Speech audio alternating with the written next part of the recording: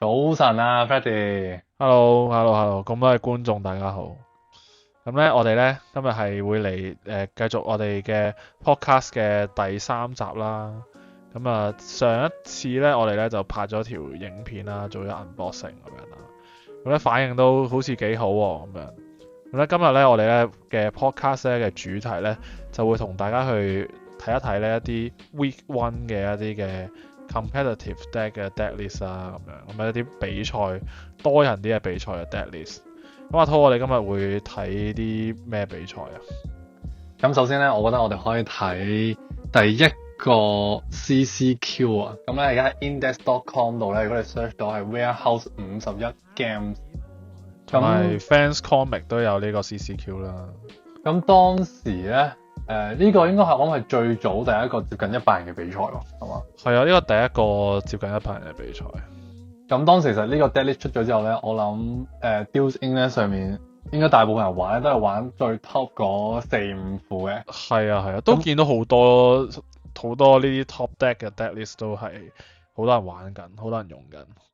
我想問你自己有冇玩啊？喺出咗之後。有，試咗幾副啦。但如果淨係睇呢個99人嘅比賽嘅話咧，咁就嗱，如果大家觀眾都想跟蹤追蹤翻我哋呢一個嘅講緊嘅比賽咧，都會將啲 link 咧擺翻喺個 description 度嘅，咁啊大家可以開住一齊睇啦。咁就睇翻呢個99人嘅比賽入面咧，Detective 啊、Boost 啊呢啲都有玩嘅，同埋第 Top Four 咧有副機械人咧，我都有試玩過咁樣嘅。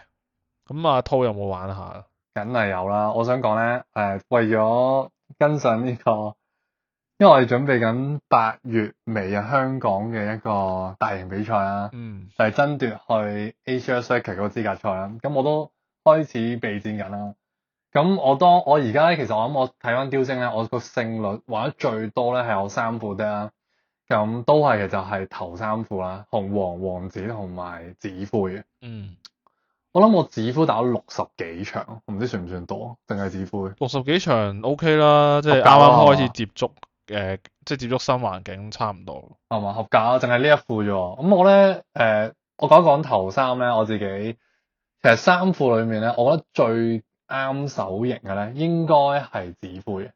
指揮嘅機械人。冇錯啊，其實咧嗱，如果大家睇翻而家呢張圖咧，紫灰機械人咧，其實佢成個主軸咧，其實就係好靠八爪魚博士啊，Syndrome 啊，咁佢不停咁去 crash 喺攞分嘅同時咧，可以擴充你博嘅場面。咁而且咧，佢基本上唔輸手法，因為就算你隻機械人咧，俾而家黃色外隊一定會落嘅 Gaston 或者 Criminal Mind 斬死咗之後咧，只要佢解唔到你 Syndrome 咧，其實基本上你係冇損耗繼續拍翻出嚟可以。冇錯，同埋 Syndrome 咧最恐怖嘅位就係佢可以有兩個 shift line 嘅，第一個就係 Incredible Boy 啦，咁第二個咧就係 Morph 啦，即係 Morph 就係我哋之前第一集 podcast 嘅時候都有講過咧，其實都係一個幾強力嘅即係 shift line 啦咁樣。咁呢啲基本上呢兩隻一出咗嚟咧，如果三歲位佢出咗呢兩隻。咁你四水位解佢唔到嘅話咧，咁就會變咗做佢好大機會咧下 turn 咧就會 shift 啦，然之後就跳一隻88機械人出嚟啦，咁啊有啲難對付噶啦，到時。都真啊！其實咧，而家我諗能夠喺前期咁早解決一隻888嘅機械人啦，我諗係得黃色咯，Criminal 係 Mind 啊同埋 Gaston。，Criminal Mind 係啦，同埋 Gaston 啦。咁如果你要真係撞嘅話咧，你要起碼要有一下咧10攻你先可以做到呢件事。如果唔係嘅話咧，就好尷尬啦。即係你每一次都要可能分5攻咁撞，咁就5攻都撞唔死嘅，要6攻咁撞咧，先即係兩隻6攻撞埋去咁先至可以解到隻88機械人。冇錯。同埋咧呢一副 deck 咧最主要咧唔係要解個機械人咯，即係好似頭先阿濤你講咧係要解 Syndrome，因為你解咗隻機械人冇用嘅喎，隻 Syndrome 喺場，佢又quest 跟住又攞翻墳入面隻88機械人又跳翻出嚟嘅咯喎，咁所以你會永遠咧陷入咗一個咧無限資源差距嘅狀態，咁就變咗做係誒，即係咯，即係變咗做 Syndrome 係你真係要必須要先處理嘅一個難題啦，對於呢副 deck。我諗對於 Syndrome 最勁咧，我體驗到咧，就係因為其實我除咗玩指揮啦，我都會玩其他 deck 啦。嗯咁講緊你冇乜，你最多而家成個環境最熱門解卡嘅手段啦，例如 Criminal Mind 啦，一定要5攻。咁跟住佢啱啱好卡咗4攻呢個位。係咁跟住4攻咧，其實佢又可以自己，即係你撞佢，佢又解到好多嘢喎。即係你基本上一定要換嘅，你一定換一隻嘅佢4攻。嗯咁6血咧就令到你係冇乜嘢可以一拳就打得死佢咯。好係啊，難。就算你 Raging Fire，你都要有六隻嘢喺場上，你先係一嘢射死 Syndrome。咁其實就即係呢副嘢好強嘅位就係佢好多嘢拍出嚟都係要你用好多資源去解，即係佢拍好多問題出嚟要你去 answer 佢咯，應該可以咁理解。我記得我打呢副咧，我諗我最中意嘅起局啦，應該就係1蚊一隻細嘅 Omnitron 啦，隻細機械人，2蚊拍一隻 Morph，3蚊拍一隻 Credit Boy。咁當你4蚊咧，其實就算人哋解到其中一隻你企喺度嘅底啊，即係 Morph 或者Incredible Boy 咧，其實你4蚊都好容易可以 shift 到上去，因為你有2隻底已經企咗喺場上面。係啊。咁你一 shift 嘅時候，你一 crash 咧，你就可以即刻喺手牌度掹一隻好大隻機械人出嚟。係。其實講緊係第4回合嘅事咧，你基本上係解唔到一隻888。係啊，反應唔切啊。你反應唔切嘅，其實好困難。就算你真係今日，哎呀唔係咁好彩，我拍唔到啊，冇去到咁完美嘅開局咧。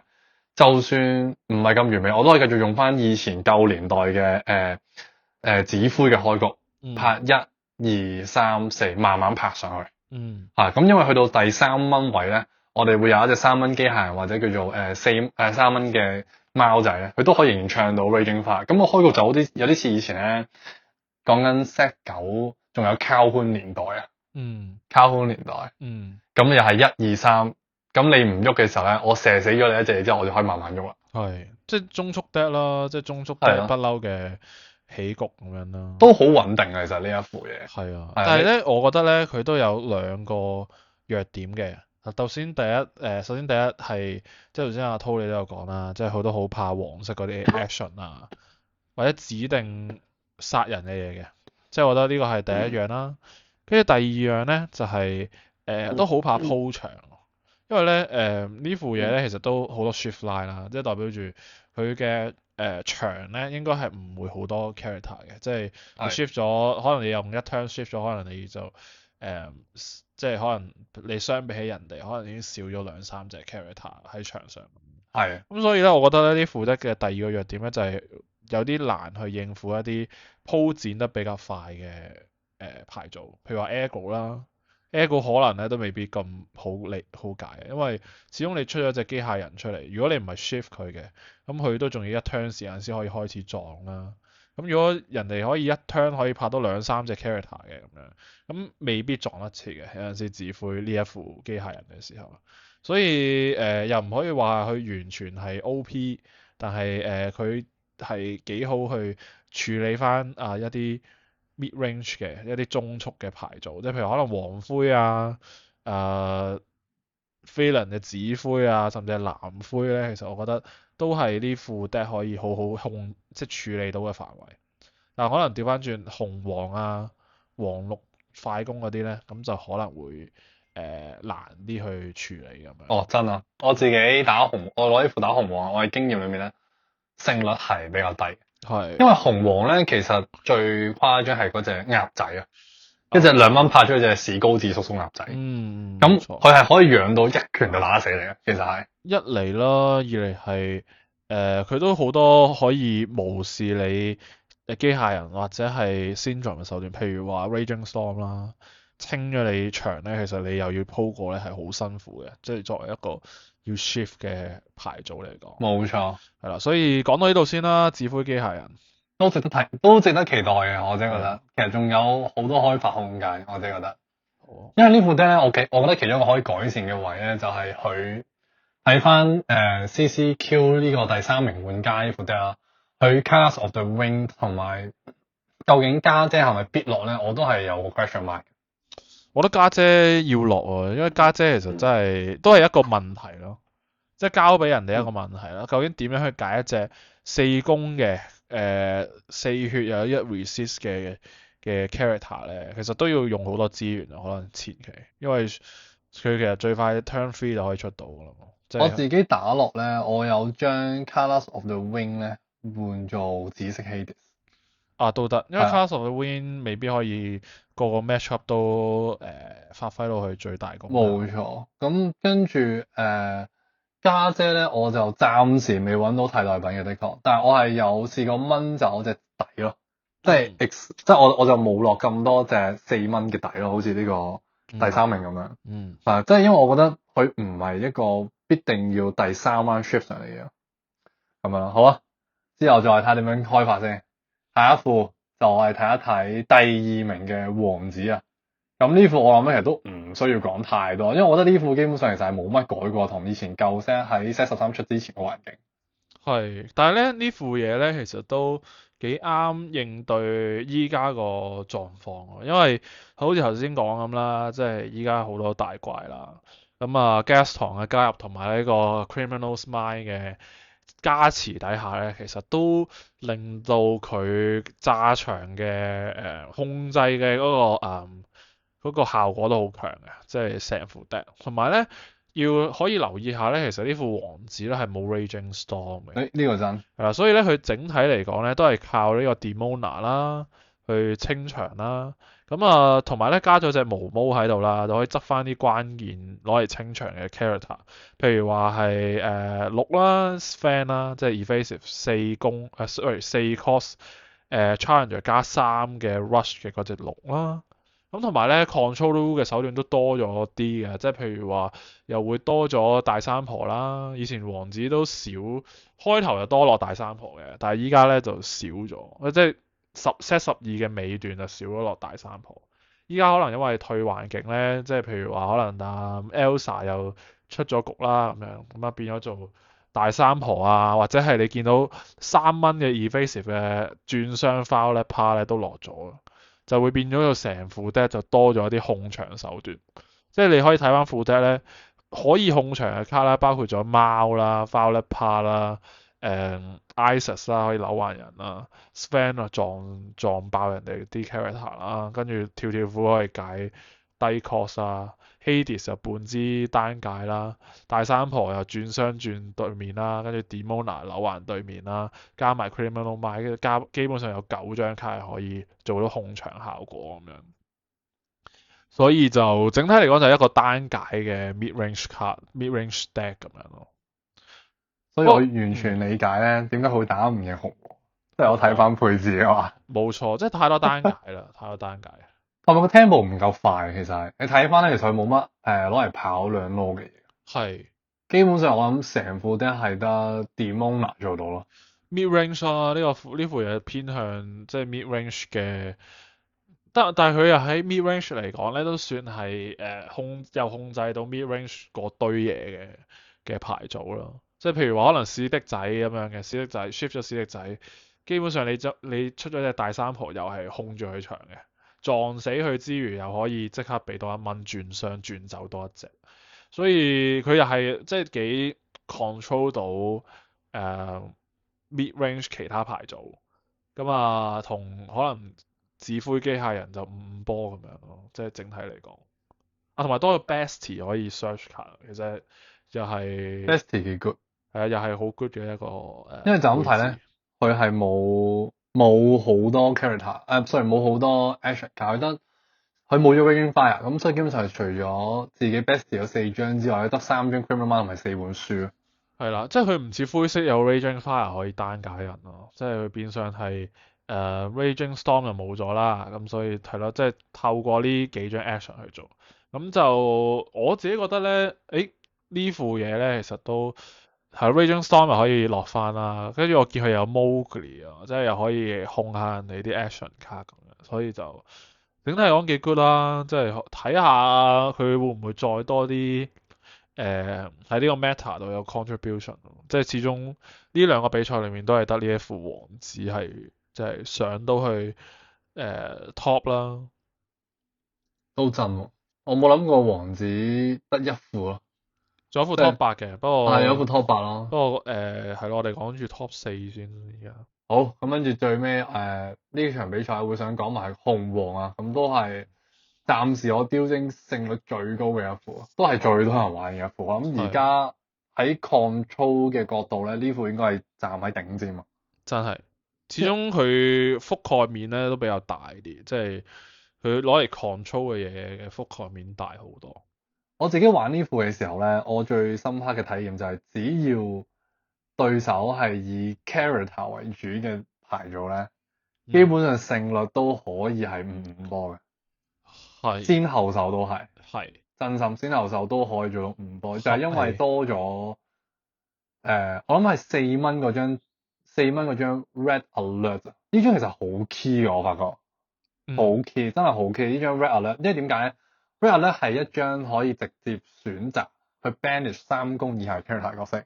咁喺翻而家個大環境咧，咁尤其是可能係黃灰啦，黃灰而家最 key 應該係就係 Lilo 同埋 The Stitch 嗰隻 tag team 嘅 character，係一隻535嘅 character。咁佢係一隻最快3蚊可以 shift 嘅 character，即係話佢3蚊 shift 完上到嚟之後咧，其實如果你先手咧，佢 shift 完第一個回合，佢 crash 咗個3分，其實你下一彎直接可以解咗2張牌咗。用呢一張卡。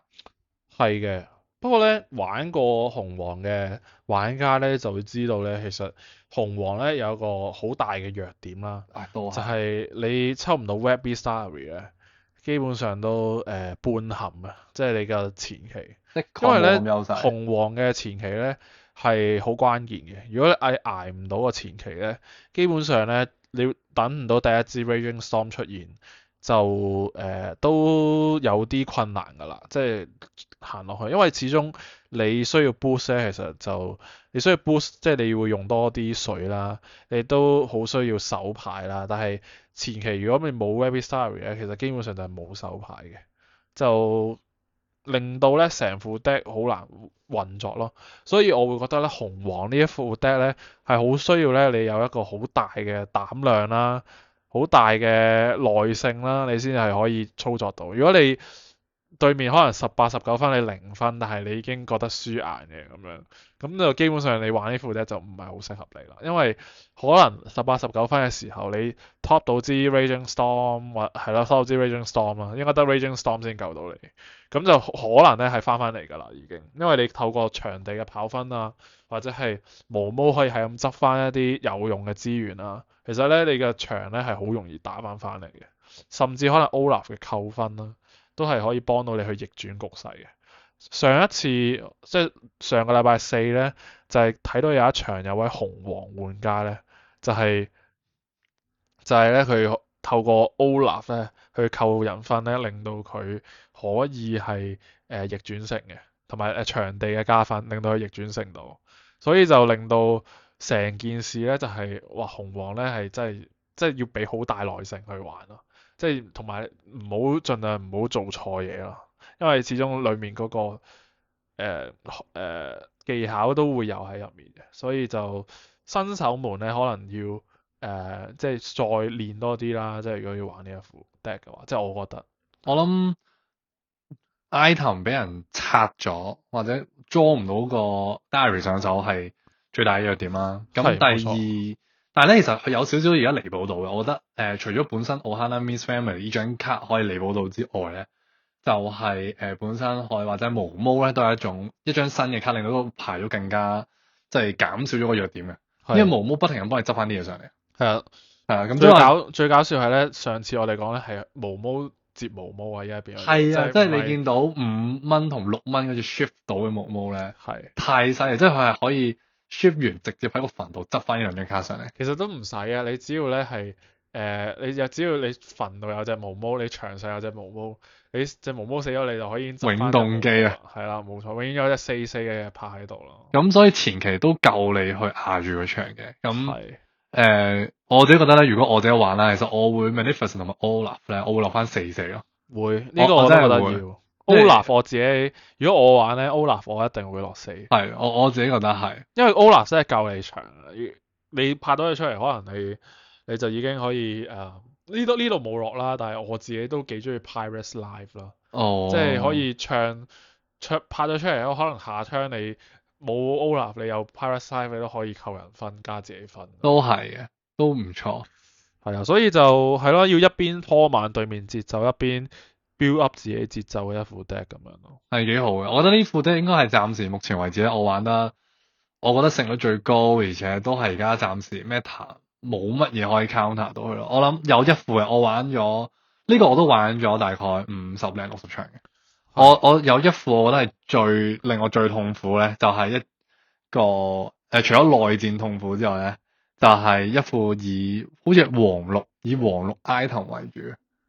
嗰副 deck 咧係冇乜 character 噶，我諗係得兩。其實可以冇添啊，係可以冇啊！嗰副係一個打 location 或大部分打 item 嘅嘢咯。係透過 location 同埋個 incaster 係啊，攞分啦，跟住好誇張。即係嗰啲綠色針啊，係呢個 set 10出嘅，如果我冇記錯的話，就係、是、扭環咧只要你出咗兩張卡，今廳出咗兩張卡，扭環就可以攞1分。冇錯，都好煩啊，因為咧其實係打到好冇耐性嘅嗰副 deck，你會即係其實你都知對面扭下就攞晒啲分㗎啦，但係你都要 keep 住拍啲 character 俾佢減分，咁跟住總之你又 quest 唔到咁樣，即係好多麻煩嘢咁。但係咧嗰副又好似都幾驚快攻嘅，嗰副驚啊，嗰副暫時我驚。都未實測過。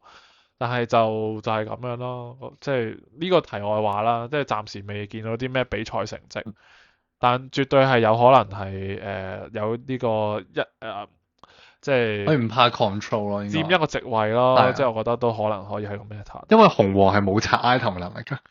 好，咁咧就講完呢個99人嘅比賽之後咧，咁我哋講下另一個都幾大型嘅96人嘅比賽啦，就係、是、呢個 Fans Comic Cards and Games 嘅 CCQ 啦。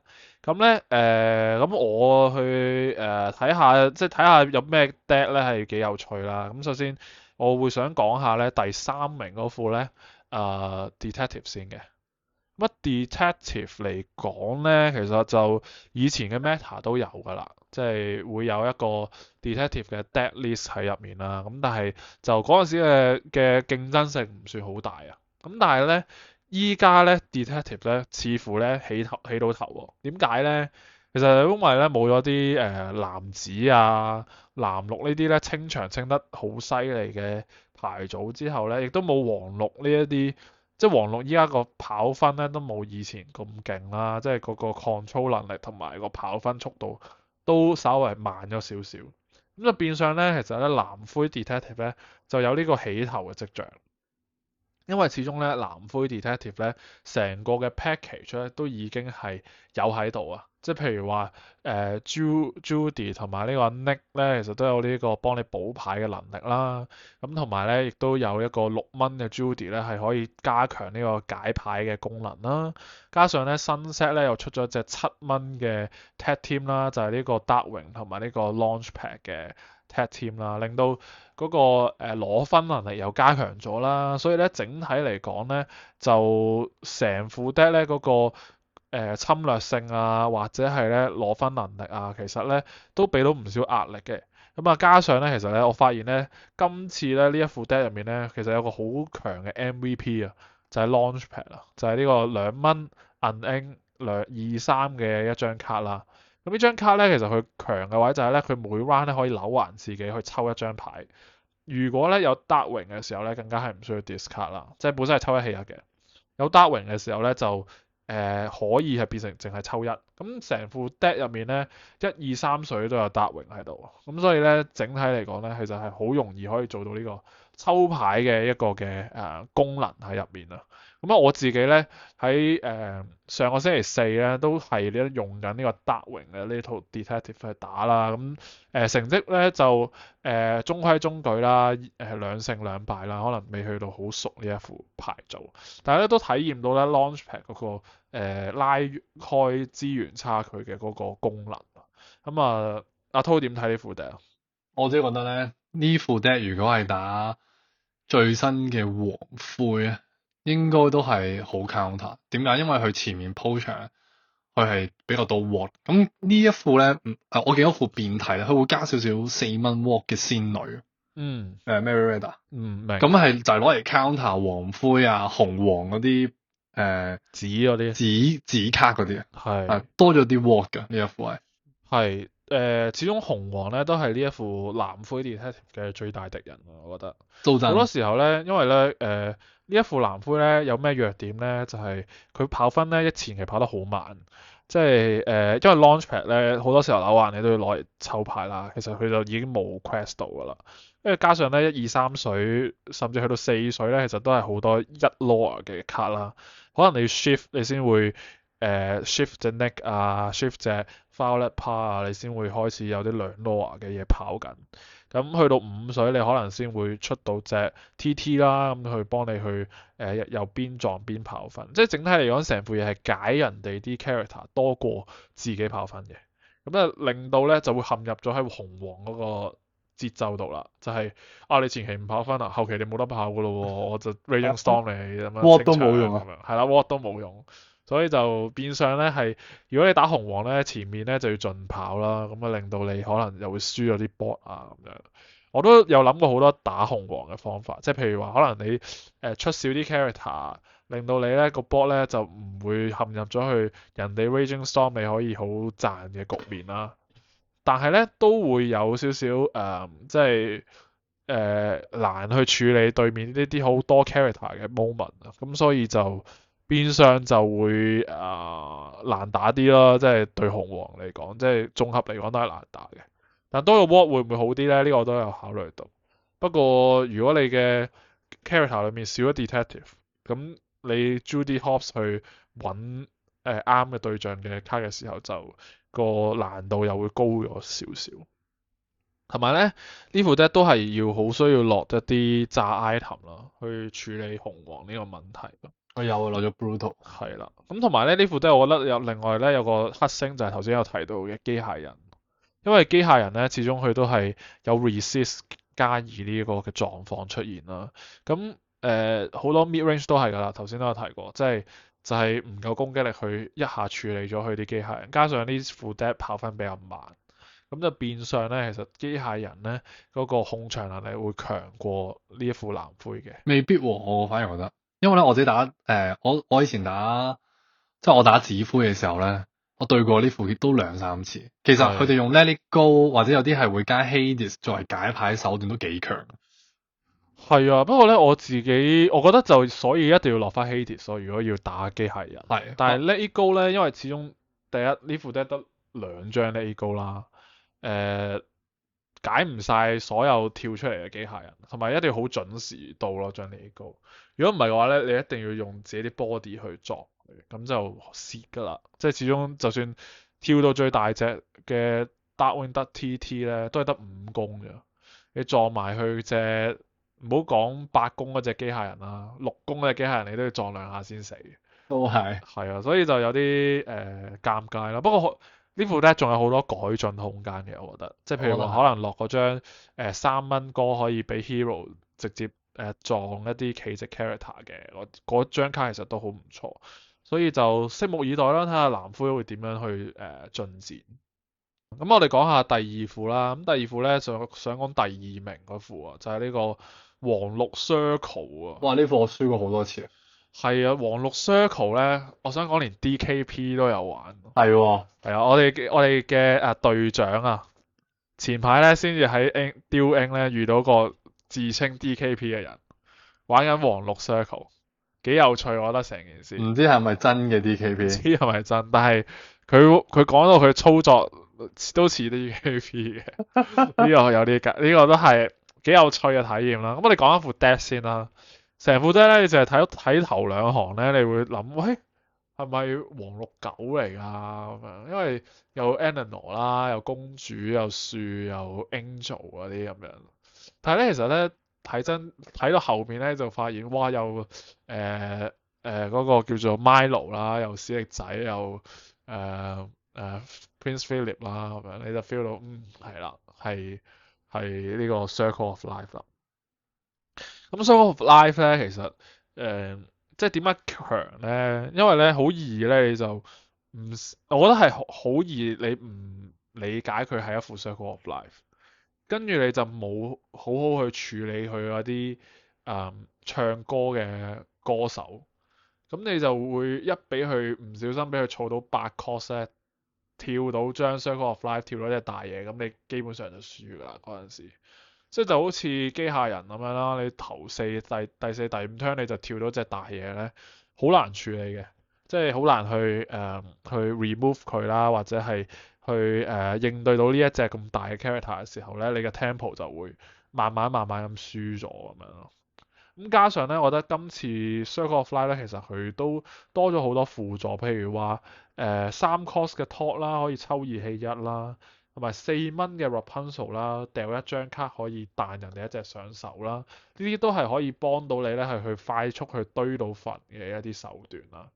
咁就同埋咧可以幫你去加強翻整體個卡 draw 啦，令到你可以快啲攞到 Circle of Life 啊，或者係快啲攞到你想掉嘅目標，譬如話頭先講嘅大隻嘅 character 咁樣咯。咁所以整體嚟講，我覺得 Circle of Life 係強咗嘅。強咗。係啦，阿濤點睇啊？我自己咧，其實呢副反而唔係我最驚嗰副，因為咧，其實我發現而家黃綠 Circle of Life 咧有2條軸㗎。咁呢個係其中一條啦，大家見到嘅，實咗第2條嘅。咁第2條軸咧就係喺啱啱我哋講咧99人比賽入面咧都係黃綠，但係佢就冇上到 Top 3嘅。嗯。係啦，咁佢就係講緊，佢係會打一張555嘅一張好強力嘅控場卡54啊，sorry 係啊554啊。係啊，咁嗰張咧，我見過最犀利就係咩？無論你後手先手咧，只要佢2蚊拍到一隻星牙企咗一個場度啦，咁通常嗰一個族咧，佢哋2蚊星牙會有烏蘇拉同埋有細鷹族啦，咁佢就一定會留一張跳廢歌，跟住下一個回合佢就可以唱完打一張554，即係解到你個波噶啦，因為嗰張554係可以令到你直接將呢一張卡咧指定嘅卡咧攝落隻底。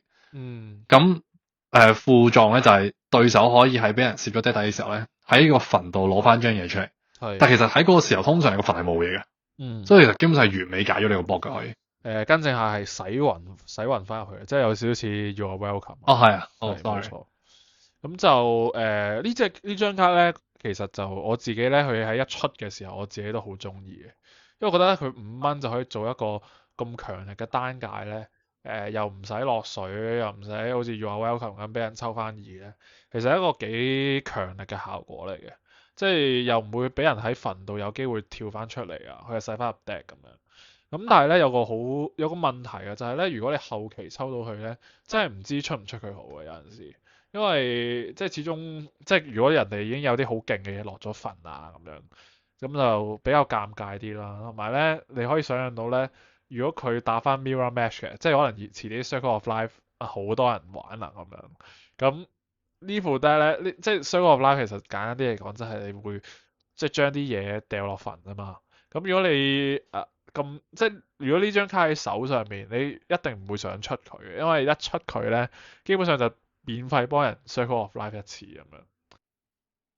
我諗咧就係因為呢副牌組咧 channel 我最近都升咗，睇翻個價格。哇，係喎，升咗好多真係。升咗好多，我覺得。係啊，咁我係時候要放手啦，我抽勁多張。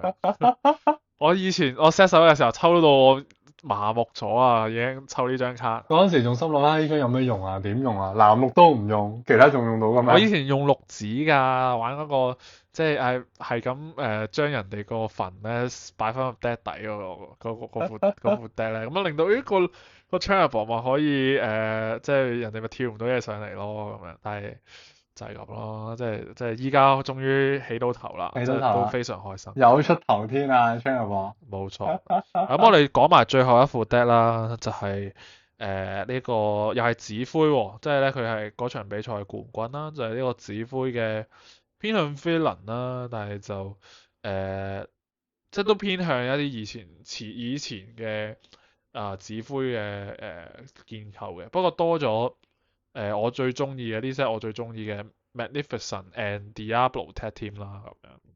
點解你咁唔中意佢咧？其實因為咧，我覺得呢張卡咧，佢有兩個好大嘅好處。第一，佢係一個卡 draw 啦，即係佢係可以幫你去拉開資源嘅一個資源差距嘅一張牌組啦。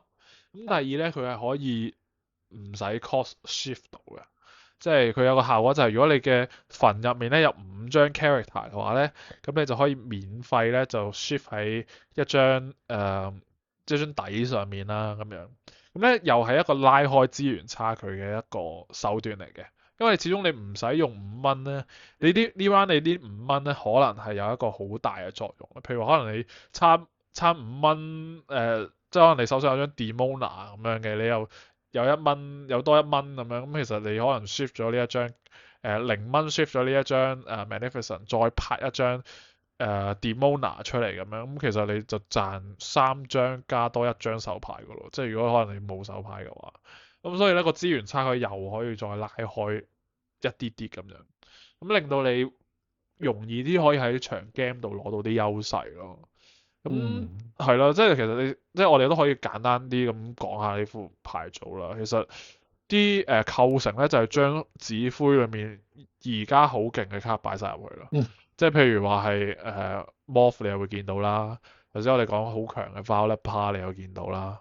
咁啊啱啱講 Magnificent 啊，同埋之前譬如話係大三婆啊，即係我哋嘅 Louisa 啦，咁同埋史力仔入面嘅 Angel 啦，又擺咗入去啦，咁啊令到整體嚟講就係好強咯，成副牌。咁但係就都會遇到啲困難嘅，譬如話可能打又係嗰句啦，打機械人都係比較難啲嘅，因為佢冇一支可以唔同 damage 冇關嘅一個嘅單解，即係譬如話所有嘅單解都係要有雷啦，有 Raging Fire 啦，遇到 resist 就會比較尷尬啲啦咁樣。咁啊轉傷又未必可以轉到6、7傷咁樣啊，咁所以其實就對機械人又係會有個煩惱喺度啦。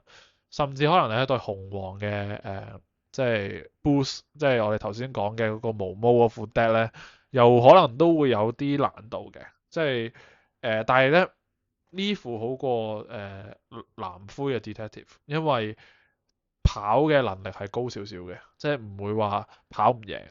可能一下 Raging Storm 之後，你都可能可以拍多啲怪出嚟嘅。咁就整體嚟講就會係。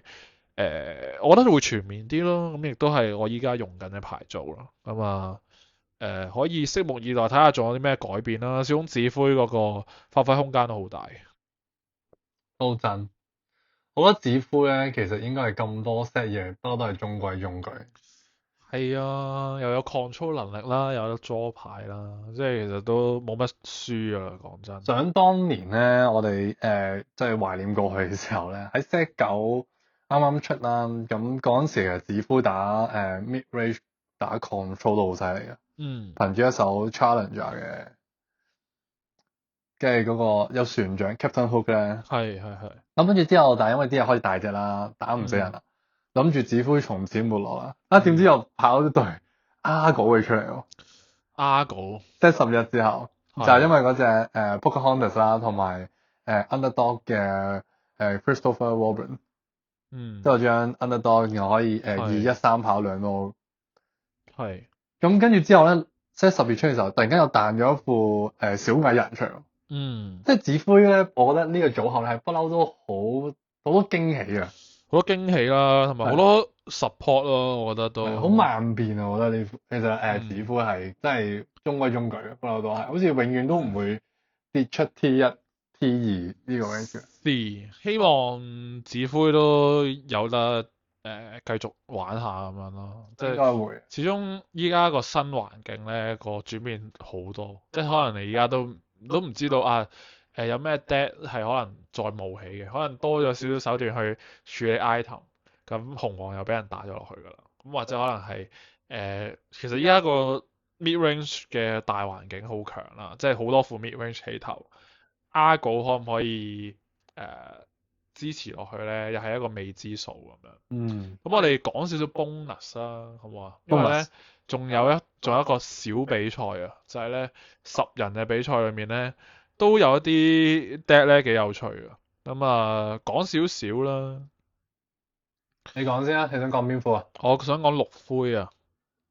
綠灰呢副咧其實就好 theme 啦，佢有 Rapunzel 啦 Flame Rider 同埋呢一個Mother Longback 上面嗰個 Mother 嗰副 deck 啦。咁成副嘢咧其實最主要個玩法就係棄牌，棄咗自己啲嘢，然之後咧喺嗰堆棄咗嘅牌裏面咧就攞啲着數翻嚟，即係譬如話 Mother Gothel 啦，兩班嗰隻就係可以棄咗又可以自己出翻登場啦，咁樣就令到棄咗嗰張卡咧，唔止係一個 cost 啦，亦都可以係一張出得嘅牌咁樣咯。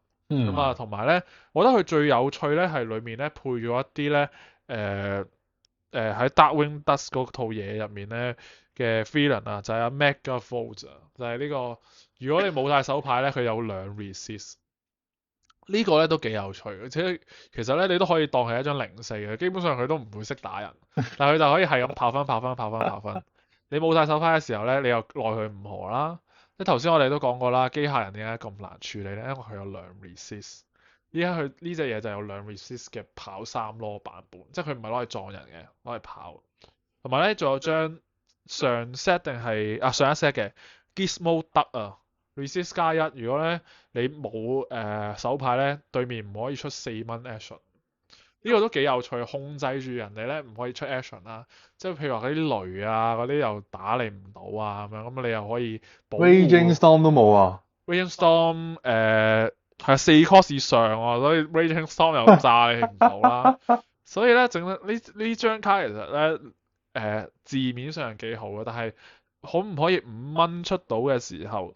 同時你又冇晒手牌咧，以前可能未必得，依家就可能可以啦，因為依家有呢一副 deck 嘅武器啦，Rapunzel 啦，即係1蚊 Rapunzel 啦，跟住仲有呢、這、一個4蚊sorry 1蚊 Action 啦，個灰色嗰張可以丟 hand，跟住抽翻2張啦，甚至係抽義氣1啦，或者係 Angel 啦，都係可以幫你控制你嘅手牌去到0手牌嘅一個階段嘅一張卡。但係咧有個隱憂就係0手牌係一個好高風險嘅狀況，即係話你唔可以永遠只能夠靠 top draw 嘅，top draw 就係你嘅生命咁樣。或者其實我覺得未必係咁諗啊，可能對於整呢個 build 出嚟嗰個 player 嚟講，其實佢未必係覺得等 top draw，佢反而覺得我係多咗另一個 pocket。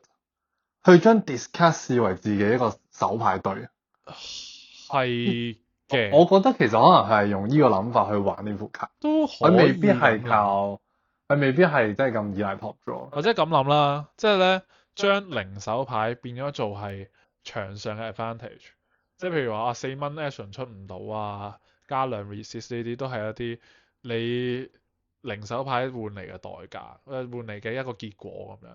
咁呢個結果可能可以幫到你贏 game 嘅，咁我覺得都係一個幾唔錯嘅想法嚟嘅，即係始終都係不過比較以一個 tempo 為主嘅牌組嚟講，我會覺得係比較前衛啲啦，只能夠咁講。都真係好前。係啦，咁睇下，因為我哋咧有隊員都有玩綠灰嘅，佢上次喺係啦 Ken，佢上次喺個我哋嘅 Weekly 都有玩，好似都2-2嘅，即係都係2勝2敗，所以都。睇落都幾唔錯嘅，但係佢個標咧同呢副好唔同，完全唔一樣，完全唔一樣。咁啊，睇下佢之後點樣再開發啦，係啦，呢個都幾期待嘅。好，咁我今日係咪就講到呢度啊？睇下你有冇想補充？我諗我而家都仲係諗緊咧，究竟嗰粒 potato 幾時可以跳翻起身？就睇下啦，睇下啦。睇下有冇人組到咯？幾時可以做到一副令 potato 變成 P 卡嘅牌組？你好想，你嗰陣時好期待，好期待喎！而家你期待嗰啲卡好似真係得 potato 未出嚟嘅。係咯，真係得 potato 同埋嗰一張2蚊 Mother Meme 咧，可以令到手牌全部變成 Inkable 嘅卡。哦，嗰個都有啲有嘅，都有。但係都唔多咯，真係唔多。燒啦，燒會勁啲。但係同埋 Even Honey 啊，我覺得而家可以唯一組多色牌組咧，都仍然係未有起頭。其實咧，講起呢樣嘢，我哋講咗少少啦，可能用多2分鐘時間講。就係咧，我發現咧，其實Honey 咧，佢唔使一定要砌晒5隻顏色嘅喎，砌3隻顏色都幾勁啊！哦，係。即係譬如話其實藍紫已經係一個幾唔錯嘅牌組嚟啦，即係幾唔錯嘅。combination 可能金 set 弱少少，但係咧黃色 Honey 咧有隻星牙5咧，嗰張卡咧其實都幾勁，3蚊嘅一張星牙啦，然之後咧升入5啦，跟住咧佢可以唱呢一個 What else can I do 啦，跟住全場變有 what 啦，咁啊你冇辦法用嗰啲雷啊，嗰啲咩 criminal mind 啊 Gaston 去指你啲 character，咁同時間你search 牌組可以做少少 card draw 啦，加上可以跳埋水啦，其實呢件事已經係好正啊，我覺得，即係以一個。即係一個 Honey，我哋之前咪講 Honey 嘅 character 都有啲 curse 嘅，都有啲詛咒用。